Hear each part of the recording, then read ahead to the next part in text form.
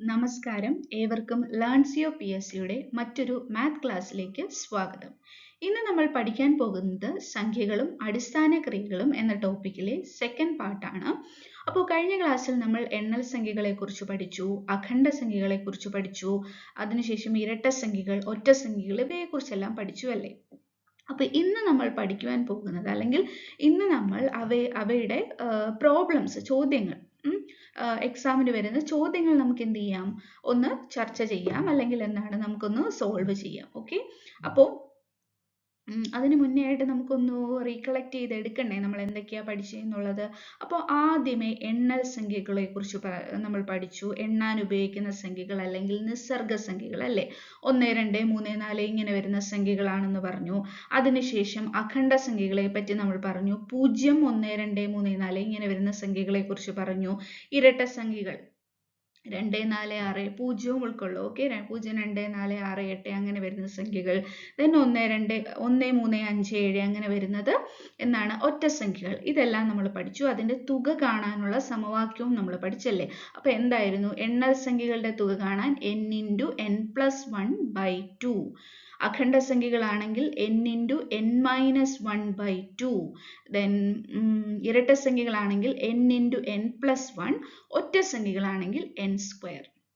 അപ്പൊ ഇത്രയുമായിരുന്നു നമ്മൾ പഠിച്ചിരുന്നത്. ഇനി നമ്മൾ എന്ത് ചെയ്യുക, ചോദ്യങ്ങളിലേക്ക് കടക്കുകയാണ്.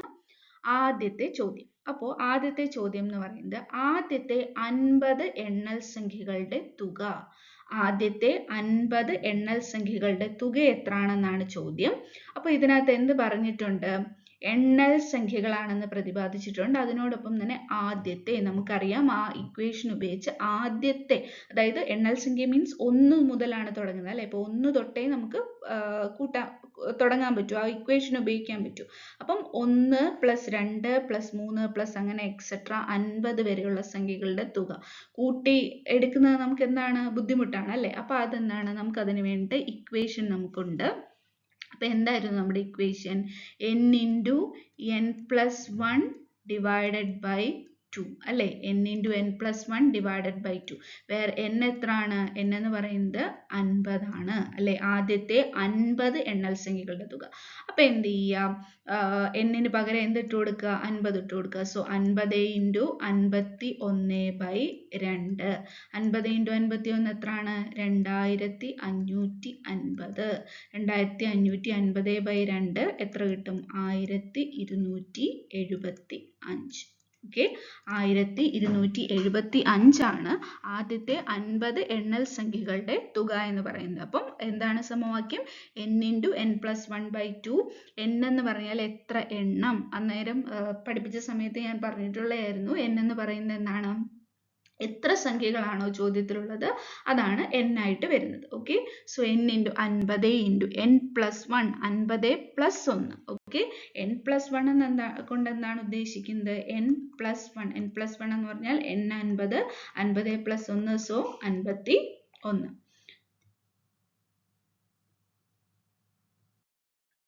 അപ്പോൾ ആ ചോദ്യം മനസ്സിലായെന്ന് വിചാരിക്കുന്നു. അടുത്തത് ആദ്യത്തെ എത്ര എണ്ണൽ സംഖ്യകളുടെ തുകയാണ് 55. വ്യത്യാസം നോക്കിക്കേ, നമ്മുടെ ആദ്യത്തെ ചോദ്യത്തിൽ എന്തായിരുന്നു, ആദ്യത്തെ 50 എണ്ണൽ സംഖ്യകളുടെ തുക എത്ര, ഇതായിരുന്നു നമ്മുടെ ചോദ്യമായിട്ട് വന്നിരുന്നത്. ഇവിടെയോ ആദ്യത്തെ എത്ര എണ്ണൽ സംഖ്യകളുടെ തുകയാണ് 55. തുക ഓൾറെഡി കൊടുത്തിട്ടുണ്ട്. നമുക്ക് എന്ത് കണ്ടുപിടിച്ചാൽ മതി, അവിടുന്ന് എത്ര എണ്ണൽ സംഖ്യകളുടെ തുകയാണ് 55 എന്ന് കണ്ടുപിടിച്ചാൽ മതി. രണ്ട് ക്വസ്റ്റ്യനും തമ്മിലുള്ള വ്യത്യാസം മനസ്സിലായെന്ന് വിചാരിക്കുന്നു. ആദ്യത്തെ ക്വസ്റ്റ്യനിൽ എണ്ണം തന്നിട്ടുണ്ട്, തുക കണ്ടുപിടിക്കുക. രണ്ടാമത്തെ ക്വസ്റ്റ്യനിൽ എന്ത് ചെയ്യുക, എണ്ണം തന്നിട്ടില്ല, എണ്ണം നമുക്ക് കണ്ടുപിടിക്കണം, തുക തന്നിട്ടുണ്ട്. അപ്പൊ നോക്കിയേ, നമുക്ക് നമ്മുടെ ഇക്വേഷൻ അറിയാം, n × n+1/2 ആണ് എന്തെന്ന് പറയുന്നത്, അഖണ്ഡ സംഖ്യകളുടെ തുക, എണ്ണൽ സംഖ്യകളുടെ തുക കണ്ടുപിടിക്കാനുള്ള സമവാക്യം അല്ലെങ്കിൽ ഇക്വേഷൻ എന്ന് പറയുന്നത് അല്ലേ. അപ്പൊ ഈ n × n+1/2 ആണ് നമുക്ക് എന്തായിട്ട് തന്നേക്കുന്നത്, 55 ആയിട്ട് തന്നേക്കുന്നത്. മനസ്സിലായോ, തുകയാണ് നമുക്കിവിടെ 55 ആയിട്ട് തന്നേക്കുന്നത്. നമുക്ക് കണ്ടുപിടിക്കേണ്ടത് ഈ n നെയാണ്. തുക 55 ആയിട്ട് തന്നേക്കുന്നു, കണ്ടുപിടിക്കേണ്ടത് എന്തിനെയാണ്, n നെയാണ്. സോ n × n+1/2 എത്ര ആയിരിക്കും, 55 ആയിരിക്കും. ഇവിടെ നിന്ന് എങ്ങനെ നമ്മൾ n കണ്ടുപിടിക്കും? ആ n കണ്ടുപിടിക്കാൻ നമ്മൾ എന്താണ് നമ്മൾ മാത്തിൽ പറയുകയാണെങ്കിൽ ട്രാൻസ്പോസിങ് മെത്തേഡ് എന്ന് പറയും. ട്രാൻസ്പോസിങ് മെത്തേഡ് ഉപയോഗിക്കും. അപ്പോൾ എങ്ങനെയാണ് വരുന്നതെന്ന് നോക്കിയേ. n into n plus 1. എനിക്ക് ഈ n മാത്രം ആവണം ഇവിടെ. ബാക്കി എല്ലാവരും എനിക്ക് എന്ത് ചെയ്യണം? അപ്പുറത്തെ വശത്തേക്ക്, അതായത് 55ന്റെ വശത്തേക്ക് കൊണ്ടുപോകണം. ആ രീതിയിൽ കൊണ്ടുപോകുന്നതിനെയാണ് ട്രാൻസ്പോസിങ് മെത്തേഡ് എന്ന് പറയുന്നത്. ഇവിടെ നമുക്ക് നോക്കാം, ഇവിടെ അത്ര ട്രാൻസ്പോസിങ് ഒന്നും ഉപയോഗിക്കേണ്ട കാര്യമില്ല. കാരണം n ഇൻറ്റു n പ്ലസ് 1 രണ്ടിടത്തും n കിടക്കുകയാണ്. നമ്മൾ അല്ലാത്ത രീതിയിലൊക്കെ, അതായത് എന്താ സെക്കൻഡ് ഡിഗ്രി ഇക്വേഷനാവും, ആ രീതിയിലൊക്കെ സോൾവ് ചെയ്യേണ്ടി വരും. ഒന്നിൻ്റെ ആവശ്യമില്ല ഇവിടെ. ഓക്കെ, ഇവിടെ എന്ത് ചെയ്യുക? അപ്പം എന്താണ്? ഡിവൈഡഡ് ബൈ 2 ആണല്ലേ, ഇവിടെ ഡിവൈഡഡ് ബൈ 2 ആണ്, അല്ലെങ്കിൽ 2 കൊണ്ട് ഹരിച്ചേക്കാണ് അല്ലേ. അപ്പോൾ ആ 2 കൊണ്ട് ഹരിച്ചേക്കുന്നത് അപ്പുറത്തെ വശത്തേക്ക് പോകുമ്പോൾ എന്താവും? മൾട്ടിപ്ലിക്കേഷൻ ആവും. So 55 into 2. n into n plus 1 എന്ന് പറയുന്നത് എത്ര ആവും?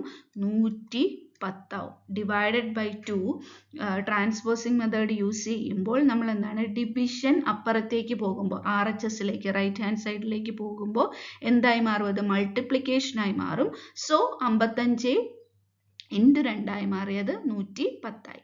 ഇനി n into n plus 1 equal 110. ഇനി നമുക്ക് എന്താണ്? നമ്മുടെ പ്യുവർ മാത്ത് ഉപയോഗിച്ച് നമുക്ക് കണ്ടുപിടിക്കാം. n square plus n equal to 110.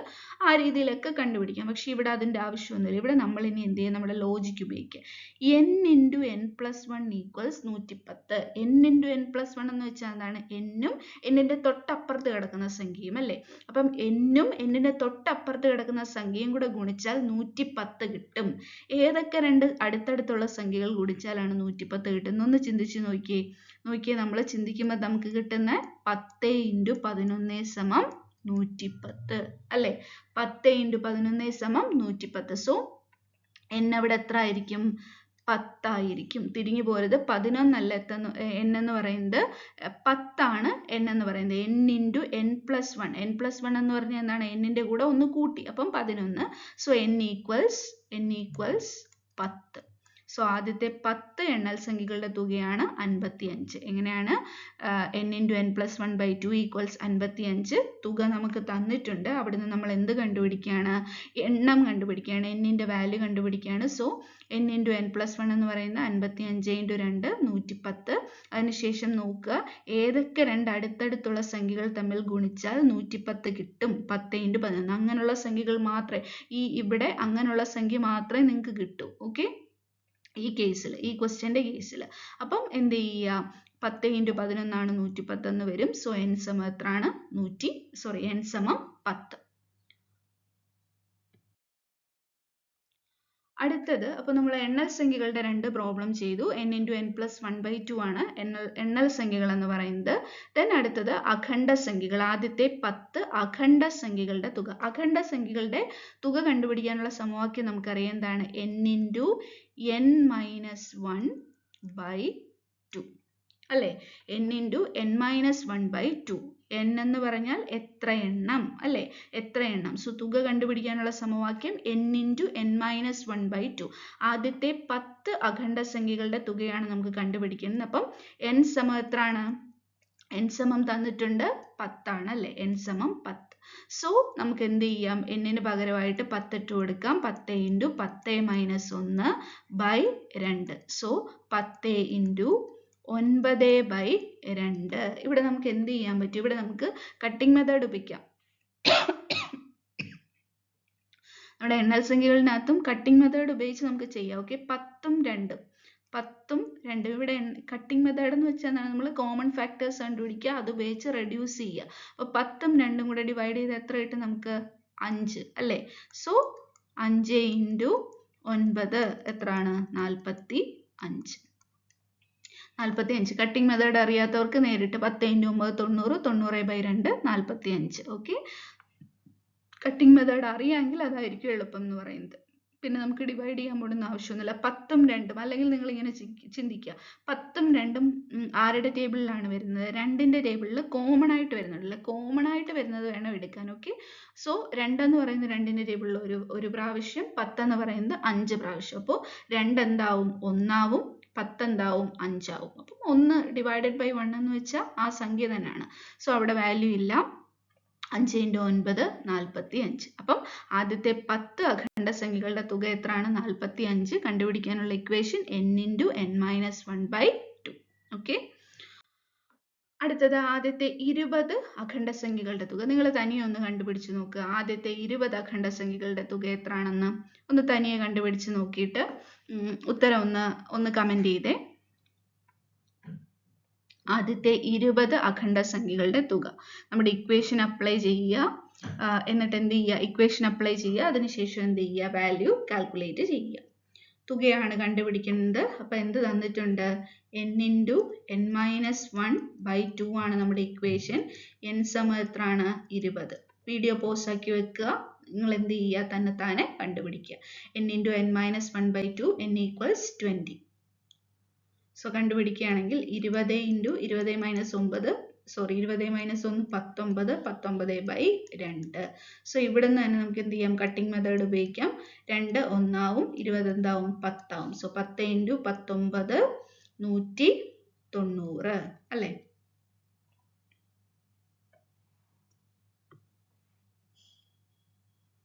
190 എന്ന ഉത്തരം നമുക്ക് കിട്ടും. ആദ്യത്തെ 20 അഖണ്ഡസംഖ്യകളുടെ തുക.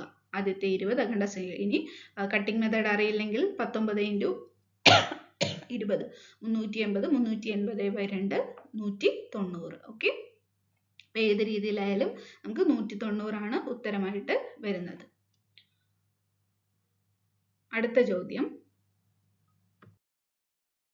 ആദ്യത്തെ എത്ര അഖണ്ഡസംഖ്യകളുടെ തുകയാണ് 45? ഓക്കെ. ആദ്യത്തെ എത്ര, വ്യത്യാസം മനസ്സിലാക്കുക. ആദ്യത്തെ എത്ര അഖണ്ഡസംഖ്യകളുടെ തുകയാണ് 45? നേരത്തെ ചോദ്യം എന്തായിരുന്നു? ആദ്യത്തെ 10 അഖണ്ഡസംഖ്യകളുടെ തുക എത്ര? ഇവിടെ എന്ത് തന്നിട്ടുണ്ട്? തുക തന്നിട്ടുണ്ട്. നമുക്ക് എന്ത് കണ്ടുപിടിച്ചാൽ മതി? എത്ര എണ്ണം, എത്ര അഖണ്ഡസംഖ്യ ഉണ്ട് എന്ന് കണ്ടുപിടിച്ചാൽ മതി അല്ലേ? അപ്പൊ എന്ത് ചെയ്യാം? നമുക്കറിയാം. നമ്മൾ ആദ്യം എന്ത് ചെയ്യും? നമ്മുടെ ഇക്വേഷൻ ഇത് n ഇൻറ്റു n മൈനസ് 1/2 സമം എത്ര ആണെന്ന് തന്നേക്കുന്നു? 45 എന്ന് തന്നിട്ടുണ്ട് അല്ലേ? 45 എന്ന് തന്നിട്ടുണ്ട്. സോ ഇവിടുന്ന് നമ്മൾ പഴയ രീതി ചെയ്ത പോലെ തന്നെ, എണ്ണൽ സംഖ്യകൾ ചെയ്ത പോലെ തന്നെ n ഇൻറ്റു n മൈനസ് 1 എന്ന് പറയുന്നത് 45 ഇൻറ്റു 2. ഓക്കെ, 45 ഇൻറ്റു 2 90 ആണ്. അപ്പം എന്ത് ചെയ്യുക? ഇനി നിങ്ങൾ ചിന്തിക്കുക, n ഇൻറ്റു n മൈനസ് 1 അടുത്തടുത്തുള്ള രണ്ട് സംഖ്യകൾ, ആദ്യത്തെ സംഖ്യ വലുതും അടുത്ത സംഖ്യ ചെറുതും അല്ലേ? n ഇൻറ്റു n മൈനസ് 1 എന്ന് പറയുമ്പോൾ n ഇപ്പോൾ 10 ആണെങ്കിൽ അടുത്ത സംഖ്യ എന്ന് പറയുന്നത് എന്താണ്? 9 ആണ് അല്ലേ? അപ്പം അങ്ങനെ ചിന്തിക്കുക. n ഇൻറ്റു n മൈനസ് 1, ഇവിടെ ആൻസർ ഞാൻ തന്നെ പറഞ്ഞു കഴിഞ്ഞു. 9 ഇൻറ്റു 10 ആണ്. 9 ഇൻറ്റു 10 ആണ് എന്തെന്ന് പറയുന്നത്? 90 എന്ന് പറയുന്നത്. പക്ഷേ ഈ രീതിയിൽ നമ്മൾ എഴുതുമ്പോൾ എങ്ങനെ എഴുതണം? 10 ഇൻറ്റു 9 എന്ന് എഴുതണം. ഓക്കെ, 10 ഇൻറ്റു 9 എന്ന് എഴുതണം. കാരണം എന്താണെന്ന് വെച്ചാൽ n എന്ന് പറയുന്നത് 10 ആണ്, n മൈനസ് 1 എന്ന് പറയുന്നത് 10 മൈനസ് 1 9 ആണ്. അപ്പം നിങ്ങൾക്ക് കൺഫ്യൂഷൻ ഉണ്ടാവത്തില്ല. എന്നിൻ്റെ വാല്യൂ എത്ര ആയിട്ട് ഇവിടെ വരും? 10 ആയിട്ട് വരികയും ചെയ്യും. ഓക്കെ, n മൈനസ് 1 ആണ് 10. Okay, sorry 9. n എന്ന് പറയുന്നതാണ് 10. ആ n ആണ് നമ്മുടെ എന്തെന്ന് പറയുന്നത്? എത്ര അഖണ്ഡസംഖ്യകൾ ഉണ്ടെന്നുള്ളതിൻ്റെ ഉത്തരം. So n equals 10. n into n minus 1/2 equals 45. So multiply ചെയ്യാൻ പറ്റും. അവിടെ നിന്ന് എന്ത് കിട്ടും നമുക്ക്? 10 ഇൻറ്റു 9 ആണ് 90 ആയിട്ട് വരുന്നത്. അപ്പം നമുക്ക് നോക്കിക്കഴിഞ്ഞാൽ ഒരു സംഖ്യ അതിൻ്റെ തൊട്ടടുത്തുള്ള സംഖ്യ n മൈനസ് 1 ആണ്. അപ്പം 10 ആണ് നമ്മുടെ എന്തായിട്ട് വരുന്നത്? n ആയിട്ട് വരുന്നത്. മനസ്സിലായെന്ന് വിചാരിക്കുന്നു. എന്തെങ്കിലും ഡൗട്ട് ഉണ്ടെങ്കിൽ അറിയിക്കുക. ഓക്കെ. അടുത്ത ചോദ്യം. അപ്പം അഖണ്ഡസംഖ്യകൾ പഠിപ്പിച്ചപ്പോൾ ഞാൻ പറഞ്ഞിട്ടുണ്ടായിരുന്നു, ഹസ്തദാനം ആ രീതിയിലുള്ള കണക്കുകളെല്ലാം എന്തിനെ ബന്ധപ്പെടുത്തിയിരിക്കുന്നതാണ്? അഖണ്ഡസംഖ്യകളെ ബന്ധപ്പെടുത്തിയിരിക്കുന്നതാണെന്ന് ഞാൻ പറഞ്ഞിട്ടുണ്ടായിരുന്നു അല്ലേ? അപ്പൊ ഹസ്തദാനവും അഖണ്ഡസംഖ്യകളും തമ്മിൽ എന്താ ബന്ധം എന്ന് നമുക്ക് നോക്കിയാലോ? അപ്പൊ ആദ്യത്തെ ചോദ്യം നോക്കിയേ. ഒരു ചടങ്ങിൽ പങ്കെടുത്ത 10 ആളുകൾ പരസ്പരം ഹസ്തദാനം ചെയ്താൽ ആകെ ഹസ്തദാനങ്ങളുടെ എണ്ണം. ഓക്കെ, ഒരു ചടങ്ങിൽ പങ്കെടുത്ത 10 ആളുകൾ പരസ്പരം ഹസ്തദാനം ചെയ്താൽ ആകെ ഹസ്തദാനങ്ങളുടെ എണ്ണം. ഇതെങ്ങനെ നമുക്ക് കണ്ടുപിടിക്കാൻ പറ്റും? ഞാൻ ഓൾറെഡി പറഞ്ഞു കഴിഞ്ഞു, നമ്മൾ അഖണ്ഡസംഖ്യകൾ ഉപയോഗിച്ചാണ് നമ്മളിത് കണ്ടുപിടിക്കുന്നത്. പക്ഷെ എന്നാലും അഖണ്ഡസംഖ്യകൾ ഉപയോഗിച്ചാണെങ്കിൽ നമുക്കൊരു ലോജിക്ക് വേണ്ടേ? എങ്ങനെയാണ് അഖണ്ഡസംഖ്യകളിലേക്ക് നമ്മൾ എത്തിപ്പെടുന്നത് എന്നുള്ളത്. അപ്പം എങ്ങനെ നമുക്ക് ചെയ്യാൻ പറ്റും ഇത്? 10ന് പകരം ഞാൻ ആദ്യത്തെ 5 ആൾക്കാരെ ഒന്ന് പറയുവാണേ. ആദ്യത്തെ 5 പേരുടെ കേസ് ഞാൻ പറയുക. അപ്പം ഞാൻ എന്താ? ഒന്നാമത്തെ ആള് 2 3 4 5. ഓക്കെ, ഞാൻ പേര് കൊടുക്കുകയാണ് A B C D E. അപ്പൊ ശ്രദ്ധിച്ചോളൂ എങ്ങനെയാണിത് അഖണ്ഡസംഖ്യകളായി മാറുന്നതെന്ന് നോക്കാം. ഹസ്തദാനം എന്ന് വെച്ചാൽ എന്താണ്? എ കൊണ്ടുവന്ന് ബിക്ക് കൈ കൊടുക്കും, സിക്ക് കൈ കൊടുക്കും, ഡിക്ക് കൈ കൊടുക്കും, ഇക്ക് കൈ കൊടുക്കും അല്ലെ. അപ്പൊ എ എത്ര പേർക്ക് ഹസ്തദാനം നടത്തി കാണും? എ എത്ര പേർക്ക് ഹസ്തദാനം നടത്തി കാണും? 4 പേർക്ക് അല്ലെ. എ ബിക്ക് കൊടുത്തു, സിക്ക് കൊടുത്തു, ഡിക്ക് കൊടുത്തു, ഇക്ക് കൊടുത്തു ആണല്ലോ. അതിനുശേഷം ബി എത്ര പേർക്ക് കൊടുത്തു കാണും? ബി സിക്ക് കൊടുത്തു, ഡിക്ക് കൊടുത്തു, ഇക്ക് കൊടുത്തു, എക്കും കൊടുത്തു. പക്ഷെ എ ഓൾറെഡി ആർക്ക് കൊടുത്തു കഴിഞ്ഞു? ബിക്ക് കൊടുത്തു കഴിഞ്ഞു. അപ്പൊ രണ്ടും തുല്യമല്ലേ. അപ്പം ബി എത്ര പേർക്ക് കൊടുത്തു കാണും? സി ഡി ഇക്ക് അല്ലെ, 3 പേർക്ക്. മീൻസ് എക്കും കൊടുത്തു, പക്ഷെ അത് എവിടെ ആഡ് ചെയ്തിട്ടുണ്ട്? എയിൽ ആഡ് ചെയ്തിട്ടുണ്ട്. അപ്പം റെപ്പറ്റീഷൻ നമുക്ക് ആവശ്യമില്ല. മനസ്സിലായോ? എ ബിക്ക് കൊടുത്തു, സിക്ക് കൊടുത്തു, ഡിക്ക് കൊടുത്തു, ഇക്ക് കൊടുത്തു. ബി ആർക്കൊക്കെയാണ് കൊടുക്കുന്നത്? ബി സിക്ക് കൊടുക്കുന്നു, ഡിക്ക് കൊടുക്കുന്നു, ഇക്ക് കൊടുക്കുന്നു. തിരിച്ച് എക്കും കൊടുക്കുന്നുണ്ട്, പക്ഷേ എ ഓൾറെഡി ബിക്ക് കൊടുത്തു കഴിഞ്ഞു. ഓക്കെ, അപ്പൊ അത് കൗണ്ട് ചെയ്യേണ്ടുന്ന ആവശ്യമില്ല. ദെൻ സിയിലോട്ട് വരുമ്പോൾ നോക്കിക്കേ. സി വരുമ്പോൾ സി ആർക്കൊക്കെയാണ് കൊടുക്കുന്നത്? ഡിക്ക് കൊടുക്കും, ഇക്ക് കൊടുക്കും, അവിടുന്ന് ബിക്ക് കൊടുക്കും, എക്ക് കൊടുക്കും. പക്ഷെ എയും ബിയും മുന്നേ തന്നെ കൊടുത്തു കഴിഞ്ഞു. അപ്പൊ എന്താ ചെയ്യണ്ട? കൗണ്ട് ചെയ്യേണ്ടുന്ന ആവശ്യമില്ല. അപ്പൊ ഡിക്കും ഇക്കും ആണ് കൊടുക്കുന്നത്. സോ 2 ആണല്ലോ. ഡി ആർക്ക് കൊടുക്കും? ഇക്ക് മാത്രം. ബാക്കി എല്ലാവരും ഓൾറെഡി കൊടുത്തു കഴിഞ്ഞു. 1. ഈ ആർക്ക് കൊടുക്കും? ഇക്ക് എല്ലാവരും ഇങ്ങോട്ട് വന്ന് കൊടുത്തു കഴിഞ്ഞു. സോ ഇക്ക് എന്താണ്? 0 ആണ് അല്ലേ. ഇനി ഈ സംഖ്യകളുടെ പ്രത്യേകത എന്ന് നോക്കിയേ. 0 1 2 3 4. എന്ത് സംഖ്യകളാണിവ? എന്ത് സംഖ്യകളാണിവ? അഖണ്ഡ സംഖ്യകൾ അല്ലേ. അപ്പം ഈ 4 + 3 + 2 + 1 + 0 ആണ് നമ്മുടെ ആ ചടങ്ങിൽ 5 പേരുണ്ടായിരുന്ന ചടങ്ങിലെ ടോട്ടൽ ഹസ്തദാനങ്ങളുടെ എണ്ണം എന്ന് പറയുന്നത് അല്ലേ. ടോട്ടൽ ഹസ്തദാനങ്ങൾ എന്ന് പറയുന്നത്. അപ്പൊ ഇവിടെ എന്താണ്? യഥാർത്ഥത്തിൽ നമ്മൾ എന്ത് ചെയ്താൽ മതി? അഖണ്ഡ സംഖ്യകളുടെ തുക കണ്ടുപിടിച്ചു കഴിഞ്ഞാൽ നമുക്ക് എന്ത് കിട്ടും? എത്രത്തോളം ഹസ്തദാനങ്ങൾ അവിടെ നടന്നു എന്ന് കിട്ടും. ഓക്കെ, പറഞ്ഞത് മനസ്സിലായെന്ന് വിചാരിക്കുന്നു. 5 പേരുണ്ടെങ്കിൽ എന്താണ്? പരസ്പരം നടത്തിയ ഹസ്തദാനത്തിന്റെ എണ്ണങ്ങൾ ഞാനിവിടെ സൂചിപ്പിച്ചിട്ടുണ്ട്. അത് നോക്കിക്കഴിഞ്ഞാൽ നമുക്ക് എന്ത് മനസ്സിലാവും? അത് അഖണ്ഡ സംഖ്യകളാണെന്ന് മനസ്സിലാവും. അപ്പൊ അഖണ്ഡ സംഖ്യകൾ എന്ന് പറയുന്നത് എന്താ? അഖണ്ഡ സംഖ്യകളുടെ തുക കണ്ടെത്തി കഴിഞ്ഞാൽ നമുക്ക് എന്ത് കിട്ടും ഇവിടെ? എന്ത് കിട്ടും ഇവിടെ? ഇവിടുത്തെ ചടങ്ങിൽ എത്ര ഹസ്തദാനങ്ങൾ നടന്നിട്ടുണ്ടെന്നുള്ള ആൻസർ ആവും. സോ നമുക്കറിയാം അഖണ്ഡ സംഖ്യകളുടെ തുക കണ്ടുപിടിക്കാനുള്ള സമവാക്യം നമുക്കറിയാം. എന്താണ്? n × n-1/2. സോ ഇവിടെ നമ്മളോട് ചോദിച്ചേക്കുന്നത് 10 ആണ്. സോ എന്ത് ചെയ്യുക? ഡയറക്റ്റ് 10 × 9/2. സോ എത്ര കിട്ടും? 45 അല്ലേ. 45. 5ന്റെ കേസിലാണെങ്കിലോ 5 × 4/2. എത്രയാണ്? 2ഉം 4ഉം കൂടെ വെട്ടാം. ഓക്കെ, എത്ര കിട്ടും? 2 2 10. കൂട്ടി നോക്കിയേ. 4 + 3 + 2 + 1 + 0 എത്ര കിട്ടും? 7. 7 3 10 അല്ലേ. അപ്പം എന്താണ്? ഹസ്തദാനങ്ങളുടെ കേസിൽ എന്താണ് വരുന്നത്? അഖണ്ഡ സംഖ്യകൾ തന്നെയാണ് വരുന്നത്. ഓക്കെ, അടുത്ത ചോദ്യം നോക്കിയോ. ഒരു മീറ്റിംഗിൽ പങ്കെടുത്ത 15 പേർ പരസ്പരം ഹസ്തദാനം ചെയ്താൽ ആകെ ഹസ്തദാനങ്ങളുടെ എണ്ണം. Same equation. n × n-1/2 equals എന്താണ്? n അവിടെ കൊടുത്തിട്ടുണ്ട് 15. 15 × 14/2. 2 വെട്ടി 1, 14 വെട്ടി 7. സോ 15 × 7. 15 × 7 അല്ലേ. 15 × 7 എത്ര വരും? 15 × 7 105.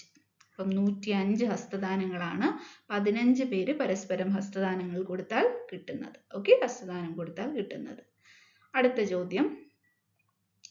ഫാസ്റ്റ് ആവുന്നുണ്ടെങ്കിൽ പറയുക. എന്ത് കൺസേൺസ് ഉണ്ടെങ്കിലും നിങ്ങൾ അറിയിക്കുക. ഇതൊക്കെ നമുക്ക് ജസ്റ്റ് എന്താ പറയുന്നത്, പ്യുവർ മൾട്ടിപ്ലിക്കേഷൻ ആണ്. അപ്പോൾ നമുക്ക് അതിനകത്ത് എന്താ ഡൗട്ട് വരേണ്ടുന്ന കാര്യമില്ല. കോൺസെപ്റ്റ് മനസ്സിലായില്ലെങ്കിൽ നിങ്ങൾ അറിയിക്കുക. ഓക്കെ, അടുത്ത ചോദ്യം നോക്കിയോ. ഒരു മീറ്റിംഗിൽ പങ്കെടുത്ത കുറെ ആളുകൾ പരസ്പരം ഹസ്തദാനം ചെയ്തപ്പോൾ ആകെ 6 ഹസ്തദാനങ്ങളുടെ എണ്ണം ഉണ്ടായിരുന്നെങ്കിൽ ആളുകളുടെ എണ്ണം എത്ര? ഒന്നുമില്ല, ഒരു മീറ്റിംഗിൽ മൊത്തത്തിൽ 6 ഹസ്തദാനം നടന്നു. ഓക്കെ, എത്ര ആൾക്കാർ കൊടുത്തെന്ന് നമുക്ക് അറിയില്ല. ആ ആൾക്കാരുടെ എണ്ണം കണ്ടുപിടിക്കണം. നേരത്തെയുള്ള ചോദ്യങ്ങളിൽ എങ്ങനെയായിരുന്നു? ആൾക്കാരെ തന്നിട്ടുണ്ടായിരുന്നു, എത്ര ഹസ്തദാനം നടന്നു എന്നത് നമുക്ക് കണ്ടുപിടിച്ചാൽ മതിയായിരുന്നു അല്ലേ? ഇവിടെ എന്താണ്? 6 ഹസ്തദാനം നടന്നിട്ടുണ്ട്. അങ്ങനെയാണെങ്കിൽ എത്ര പേരുണ്ടായിരുന്നു? നമ്മുടെ നേരത്തെ ഞാനൊരു പേര് പറഞ്ഞ ട്രാൻസ്പോസിഷൻ അല്ലേ? സെയിം സാധനം ഇവിടെ അപ്ലൈ ചെയ്താൽ മതി. അതായത് n(n-1/2) ആണ് എത്ര ആയിട്ട് കൊടുത്തേക്കുന്നത്? 6 ആയിട്ട് കൊടുത്തേക്കുന്നത് അല്ലേ? അങ്ങനെയാണെങ്കിൽ എന്താണ്? n(n-1) എന്ന് പറയുന്നത് 12 ആണ്. ആണല്ലോ. സോ 12 കിട്ടാൻ അടുത്തടുത്തുള്ള ഏത് രണ്ട് സംഖ്യകൾ തമ്മിൽ ഗുണിച്ചാൽ 12? 4x3 ആണോ? ശരിയാണോ? 4x3 12 ആണല്ലോ. അപ്പൊ n എത്രയാണ്? n = 4. അപ്പം 4 പേര് പരസ്പരം ഹസ്തദാനം കൊടുത്തപ്പോഴാണ് എത്ര ഹസ്തദാനമായത്? 6 ഹസ്തദാനം ആയത്. ഓക്കെ.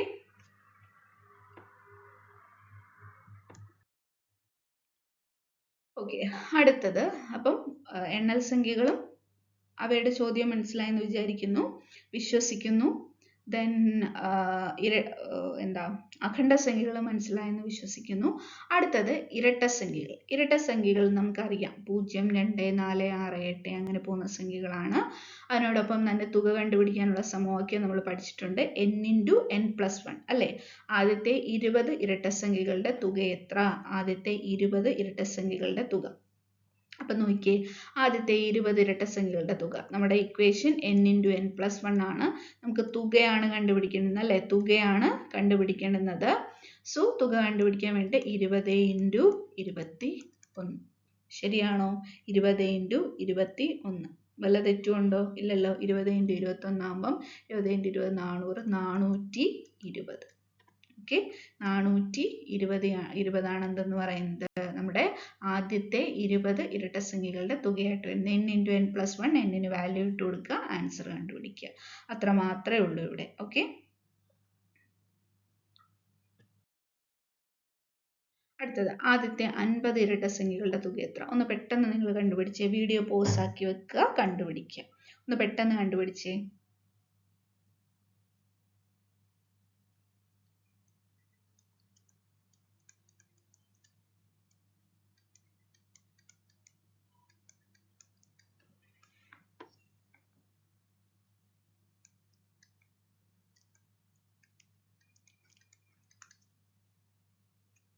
നോക്കിക്കേ, n(n+1) അല്ലേ? n(n+1) ആദ്യത്തെ 50 ഇരട്ടസംഖ്യ ആകുമ്പോൾ 50 × 51, സോ 2550 വരും എന്തായിട്ട്? ഉത്തരമായിട്ട്. ഓക്കെ. അടുത്ത ചോദ്യം നോക്കാം. അടുത്ത ചോദ്യം ഇതുപോലെ തന്നെ. ആദ്യത്തെ എത്ര ഇരട്ടസംഖ്യകളുടെ തുകയാണ് 72? ആദ്യത്തെ എത്ര ഇരട്ടസംഖ്യകളുടെ തുകയാണ് 72? അതായത് തുക തന്നിട്ടുണ്ട്. n(n+1) = 72 തന്നിട്ടുണ്ട്. നമ്മൾ എന്ത് കണ്ടുപിടിച്ചാൽ മതി? n എത്ര ആണെന്ന് കണ്ടുപിടിച്ചു കഴിഞ്ഞാൽ നമ്മുടെ ഉത്തരവായി. അപ്പം 72 കിട്ടാൻ അടുത്തടുത്തുള്ള രണ്ട് സംഖ്യകൾ എത്ര? 72 8 × 9 ആണല്ലേ? പക്ഷെ 8 × 9 ആണ് എന്തെന്ന് പറയുന്നത്? 72 എന്ന് പറയുന്നത്. അപ്പം n എന്ന് പറയുന്നത് ഈ കേസിൽ ആരാണ്? ചെറിയ ആളാണ്. n+1 ആണ് 9 എന്ന് പറയുന്നത്. അപ്പം n = 8. ശരിയാണോ? ആദ്യത്തെ എത്ര ഇരട്ടസംഖ്യകളുടെ തുകയാണ് 72 എന്നുള്ള ചോദ്യത്തിന് n(n+1) = 72. ഏതൊക്കെ അടുത്തടുത്തുള്ള രണ്ടാൾക്കാരെ തമ്മിൽ ഗുണിച്ചു കഴിഞ്ഞാൽ 72 കിട്ടുമെന്ന് നോക്കുക. 8 × 9 ആണ് 72 എന്ന് പറയുന്നത്. സോ n എന്ന് പറയുന്നത് എത്ര ആയിരിക്കും? 8 ആയിരിക്കും. ഓക്കെ, n എന്ന് പറയുന്നത് 8 ആയിരിക്കും. അടുത്ത ചോദ്യം, ആദ്യത്തെ 15 ഒറ്റസംഖ്യകളുടെ തുക. ആദ്യത്തെ 15 ഒറ്റസംഖ്യകളുടെ തുക. അപ്പൊ ഇവിടുത്തെ കേസിൽ നമുക്കറിയാം, ഒറ്റസംഖ്യകളുടെ തുക കണ്ടുപിടിക്കാൻ n² ആണ് നമ്മുടെ എന്തെന്ന് പറയുന്നത്? തുക കണ്ടുപിടിക്കാനുള്ള സമവാക്യം എന്ന് പറയുന്നത് അല്ലെ? തുക കണ്ടുപിടിക്കാനുള്ള സമവാക്യം എന്ന് പറയുന്നത് എന്താണ്? n² ആണ്. എന്താണ് തന്നേക്കുന്ന സംഖ്യയുടെ സ്ക്വയർ കണ്ടുപിടിക്കുക. സ്ക്വയർ കണ്ടുപിടിക്കുക എന്ന് വെച്ചാൽ എന്താ? 15ന്റെ സ്ക്വയർ. ആദ്യത്തെ 15 ഒറ്റസംഖ്യകളുടെ തുക. സ്ക്വയർ മീൻസ് 15 × 15 ആണല്ലോ. 15 × 15. അപ്പം നിങ്ങൾ അറ്റ്ലീസ്റ്റ് ഒരു 25 വരെ ഉള്ളതിൻ്റെ എങ്കിലും സ്ക്വയർ കാണാതെ പഠിച്ച് ബൈ ഹാർട്ട് ചെയ്ത് വെച്ചേക്കുക. അതിനൊരു എളുപ്പവഴിയുണ്ട്. ഓക്കെ, അത് ഞാൻ ഡിസ്കസ് ചെയ്യാം.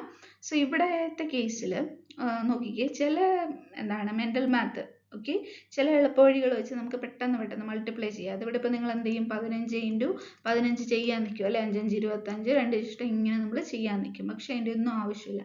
5-ൽ അവസാനിക്കുന്ന രണ്ടക്ക സംഖ്യകളുടെ സ്ക്വയർ കണ്ടുപിടിക്കാൻ, എന്താണ് 5-ൽ അവസാനിക്കുന്ന രണ്ടക്ക സംഖ്യകളുടെ സ്ക്വയർ കണ്ടുപിടിക്കാൻ ഒന്നും ചെയ്യണ്ട. ഇവിടെ ഇപ്പം 15 × 15, ആദ്യമേ നിങ്ങൾ എന്ത് ചെയ്യുക, 5ൻ്റെ സ്ക്വയർ എഴുതി വെക്കുക, 25. ഓക്കെ, ദെൻ അടുത്ത ആൾ ആരാണ്, 1 ആണ് അല്ലേ. 1 × 1ൻ്റെ തൊട്ടടുത്ത ആൾ, 1ൻ്റെ കോൺസിക്യൂട്ടീവ് നമ്പർ. 1ൻ്റെ തൊട്ടടുത്ത ആളെന്ന് ഞാൻ ഉദ്ദേശിക്കുന്നത് ഈ നമ്പറിലെ അല്ല, നമ്മൾ നാച്ചുറൽ നമ്പേഴ്സ് എഴുതുമ്പോൾ 1ൻ്റെ തൊട്ടടുത്ത ആൾ ആരാണ്, 2 ആണല്ലേ. 1 × 2 2. ആ 2 ഇവിടെ കൊണ്ടുവന്ന് എഴുതുക, 225. ഓക്കെ, 225 ആണ് എന്തെന്ന് പറയുന്നത്, 15ൻ്റെ സ്ക്വയർ എന്ന് പറയുന്നത്. അപ്പോൾ 5-ൽ അവസാനിക്കുന്ന സംഖ്യകൾ കണ്ടുപിടിക്കാൻ വേണ്ടിയിട്ട് എളുപ്പ വഴിയുണ്ട്. സംഖ്യകളുടെ സ്ക്വയർ കണ്ടുപിടിക്കാൻ വേണ്ടിയിട്ടുള്ള എളുപ്പ വഴിയാണ് പറഞ്ഞത്. ഇനിയിപ്പം അടുത്ത ആളെ പറഞ്ഞുതരാം. ഓക്കെ, 25ൻ്റെ സ്ക്വയർ എനിക്ക് കണ്ടുപിടിക്കണം. എന്ത് ചെയ്യുക, 5നെ എടുക്കുക, 5ൻ്റെ സ്ക്വയർ 25 ആണ്. 2, 2ൻ്റെ തൊട്ടടുത്തുള്ള നാച്ചുറൽ നമ്പർ ആണ് 3. 2 × 3 = 6. സോ 625.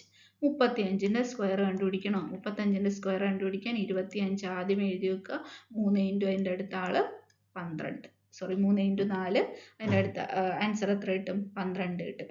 45ൻ്റെ സ്ക്വയർ കണ്ടുപിടിക്കണോ, 45ൻ്റെ സ്ക്വയർ എന്ന് പറയുന്നത് 25. 4 × അടുത്ത ആൾ, 4ൻ്റെ അപ്പുറത്ത് കിടക്കുന്നത് 5. ഇവിടുത്തെ കേസല്ല, നാച്ചുറൽ നമ്പേഴ്സിൻ്റെ കേസാണ് പറയുന്നത്. 4 × 5 20. ഓക്കെ, 55ൻ്റെ സ്ക്വയർ കണ്ടുപിടിക്കണോ, 55 ആകുമ്പം 25 6 30, 3025. അങ്ങനെ 2 ഡിജിറ്റ് നമ്പേഴ്സിൻ്റെ എൻഡിങ് വിത്ത് 5 എന്താണ് നമുക്ക് ഈ രീതിയിൽ കണ്ടുപിടിക്കാൻ പറ്റും. ഓക്കെ, ആദ്യത്തെ 15 ഒറ്റ സംഖ്യകളുടെ തുക n² = 225. ആദ്യത്തെ 13 ഒറ്റ സംഖ്യകളുടെ തുക ഒന്ന് കണ്ടുപിടിച്ചേ. അങ്ങനെയാണെങ്കിൽ ആദ്യത്തെ 13 ഒറ്റ സംഖ്യകളുടെ തുക വീഡിയോ പോസ് ആക്കി വെച്ചിട്ടൊന്ന് കണ്ടുപിടിച്ചേ. ഞാനിവിടെ സ്ക്വയേഴ്സ് എല്ലാം ഒന്ന് എഴുതാവേ, എന്നിട്ട് 10 വരെയുള്ളത് ഞാൻ എഴുതാം. 10 വരെയുള്ളത് നമുക്ക് എല്ലാവർക്കും അറിയാമല്ലോ. പിന്നെ 11 തൊട്ട് 20 വരെയുള്ളതിൻ്റെ ഒരു ഈസി വേ ഞാൻ പറഞ്ഞു തരാം. അടുത്ത ക്ലാസ്സിൽ നമുക്ക് ഡിസ്കസ് ചെയ്യാം.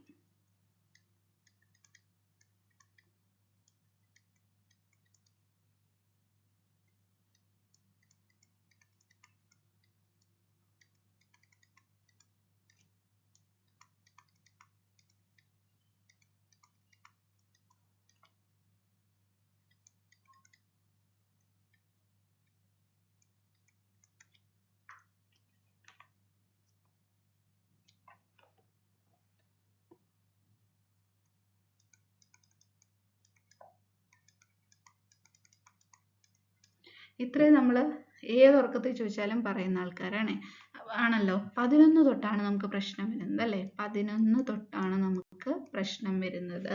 അപ്പോൾ 11ൻ്റെ സ്ക്വയർ 121 ആണ്. 12ൻ്റെ സ്ക്വയർ 144 ആണ്. 13ൻ്റെ സ്ക്വയർ 169 ആണ്. 14ൻ്റെ സ്ക്വയർ 196 ആണ്. 15ൻ്റെ സ്ക്വയർ നമ്മളിപ്പോൾ കണ്ടുപിടിച്ചു കഴിഞ്ഞു. 15ൻ്റെ സ്ക്വയർ 225 ആണ് അല്ലേ. അങ്ങനെ പോകുന്നു. അപ്പം നോക്കിയേ, 16ൻ്റെ സ്ക്വയർ 256 ആണ്. അങ്ങനെ പോകും. ഇതിനകത്ത് നിങ്ങൾ നോക്കിക്കേ, ഇതിനകത്ത് നമുക്ക് 11 തൊട്ട് 20 വരെ കണ്ടുപിടിക്കാനുള്ള എന്തെങ്കിലും ഈസി വേ നിങ്ങൾക്ക് ഇതിൽ നിന്ന് കിട്ടുന്നുണ്ടോ?